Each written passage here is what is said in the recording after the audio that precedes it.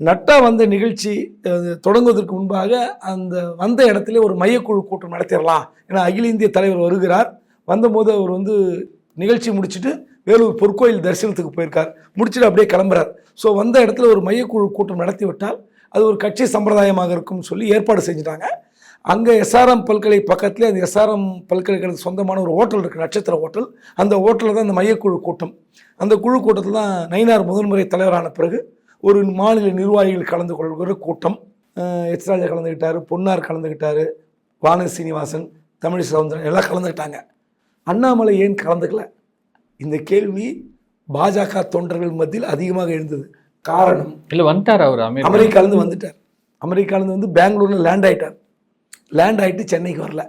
அவர் மாநில தலைவராக இருந்திருந்தால் பெங்களூர் லேண்ட் ஆகி அடுத்த ஃப்ளைட் பிடிச்சி சென்னைக்கு வந்திருப்பார். அது எத்தனை மணிக்கு லேண்ட் ஆகியிருந்தாலும் சரி. ஆனால் அங்கே முதல் நாள் நள்ளிரவே பெங்களூரில் லேண்ட் ஆகிட்டார்.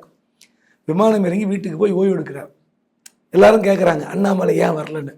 அதுக்கப்புறம் நமக்கு விஷயம் தெரியுது, அவர் அமெரிக்காவிலேருந்து வந்ததே ஏன் வரலன்னு கேள்வி கேட்ட பிறகு தான் தெரியுது. கிட்டத்தட்ட பாஜகவுடைய அகில இந்திய தலைவர் ஜேபி நட்டா வரார், அவருடைய மையக்குழு கூட்டத்தை புறக்கணித்திருக்கிறார்.